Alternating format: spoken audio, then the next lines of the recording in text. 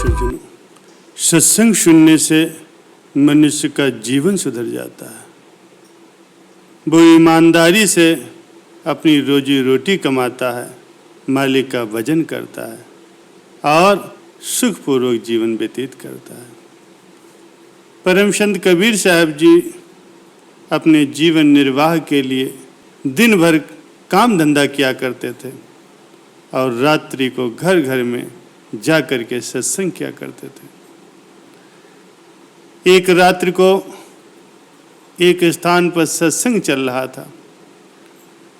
थोड़ी दूरी पर ही काशी शहर की एक प्रसिद्ध वैश्या चंपा कली का आलीशान मकान था। उस रात्रि में वैश्या को ग्राहकों का टोटा था, जिस कारण से वो इंतजार में जाग रही थी। उसको परम संत कबीर साहब जी के मुख से अमृत वाणी सुनाई दी। सत्संग में बताया गया कि मनुष्य का जन्म बड़े ही पुण्य कर्मों से प्राप्त होता है। जो भी स्त्री पुरुष भक्ति नहीं करते, सेवा और दान नहीं करते, वे परमात्मा के चोर हैं। जो परमात्मा से प्राप्त धन का कुछ अंश दान धर्म में लगाए बिना ही स्वयं ही पेट भरते हैं, वो परमात्मा के चोर हैं। जो मनुष्य चोरी करता है, डकैती डालता है, ठगी करता है, वैश्यागमन करता है, वे महाअपराधी। और जो स्त्रियां वैश्या का धंधा करती हैं, वे भी महाअपराधी हैं। परमात्मा के दरबार में उनको बहुत ही कठिन दंड दिया जाएगा। मनुष्य का जीवन शुभ कर्म करने के लिए है तथा प्रभु की भक्ति करने के लिए प्राप्त हुआ है। मनुष्य शरीर प्राप्त करके प्राणी को चाहिए कि सर्वप्रथम वह पूर्ण गुरु की चरण शरण जाकर के ग्रहण करे, उनसे दीक्षा प्राप्त करे, फिर आजीवन ही गुरु के वचनों की मर्यादा में रह करके साधना करे, नाम स्मरण करे, सेवा और दान धर्म करता रहे, अपने दैनिक कार्य भी करे, लेकिन सभी बुराइयों को त्याग दे, तो अवश्य ही उसका एक दिन कल्याण हो जाता है। अध्यात्म ज्ञान के अभाव में मनुष्य केवल धन उपार्जन को ही अपना मुख्य लक्ष्य बनाकर जीवन सफर को तय करता है। यदि आपके पास लाखों करोड़ों की धन संपत्ति है, जो आपने पूरे जीवन में लोगों से छल कपट करके संग्रह की है, जब अचानक मृत्यु हो जाती है तो ये छल कपट किया हुआ जो धन एकत्रित किया था वो यहीं धरा रह जाएगा। साथ तो शरीर भी नहीं जाएगा और साथ तो वो चीजें गई, वो पाप गए जो पूरे जीवन में माया को संग्रह करने में कमाए थे।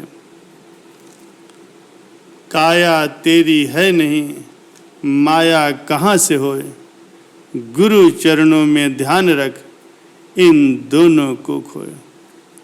जिस काया को रोग मुक्त कराने के लिए मनुष्य अपनी संपत्ति को भी बेच देता है और उपचार करवाता है, संत कहते हैं कि काया भी आपके साथ नहीं जाएगी, माया की तो बात ही क्या है। पूर्ण गुरु से नाम दीक्षा लेकर के दिन रात मालिक की भक्ति करो। गुरु के बताए हुए ज्ञान के आधार पर अपने जीवन की राह पर चलो। काया और माया से मोह हटा करके भक्ति धन को संग्रह करो। कबीर सब जग निर्धना, धनवंता नहीं कोय, धनवंता वो जानिए, जाके राम नाम धन होए। आगे पर फरमाते हैं कि सर्व सोने की लंका थी, रावण से रणधीर, एक पलक में राज नष्ट हुआ, जम के पड़े जंजीर। लंका का राजा रावण, उसके पास अकूत धन दौलत था, यहाँ तक कि उसने सोने के महल भी बना रखे थे। लेकिन जब उसका विनाश हुआ तो एक रत्ती भी स्वर्ण रावण अपने साथ नहीं ले जा सका। संत फरमाते हैं कि भक्ति के बिना जीव को कोई लाभ नहीं होता। माया जोड़ने के लिए वो आजीवन भटकता रहता है। लंका के राजा रावण के पास अनंत धन था, स्वर्ण था, लेकिन संसार को त्याग कर जाते समय एक रत्ती भी स्वर्ण वो अपने साथ नहीं ले जा सका। इसीलिए हे मनुष्य, सदैव शुभ कर्म करो, अशुभ कर्मों से डरो और गुरु की भक्ति करके अपने जीवन को सफल बनाओ। परम संत कबीर साहब जी फरमाते हैं,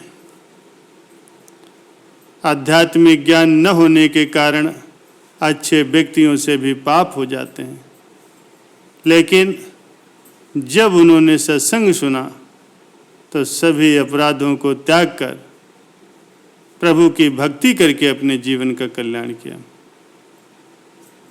परम संत कबीर साहब जी कहते हैं कि मेरे पास साधना के वे तमाम मंत्र हैं जो सभी पापों को नष्ट कर देते हैं।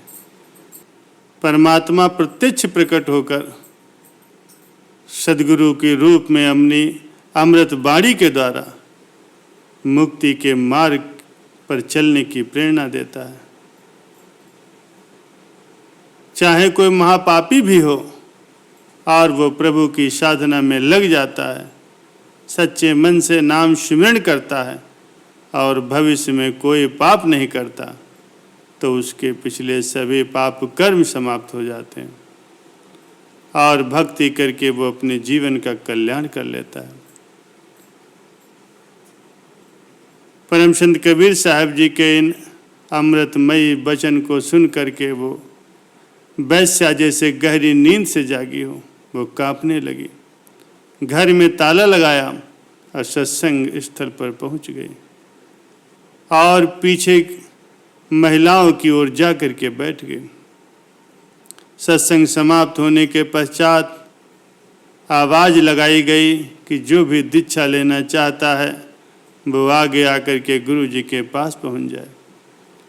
कुछ स्त्री और पुरुष उठकर आगे आए, वो वैश्या भी आगे आई और गुरुदेव जी को अपना परिचय दिया और बताया कि मैंने पिछले 40 वर्ष की आयु में पहली बार ही ये आपके उपकारी अमृतमयी वचन सुने हैं। हे परमात्मा, क्या मेरे जैसे पापियों का भी कल्याण संभव है? वैसे तो आपने सत्संग में ही सारा समाधान बता दिया है, लेकिन जब मैं अपने घृत जीवन की ओर झांकती हूँ तो आत्मग्लानि और पश्चाताप से भर जाती हूँ। मुझे विश्वास नहीं हो रहा है कि मेरे जैसे अपराधी को भी क्षमा कर दिया जाएगा।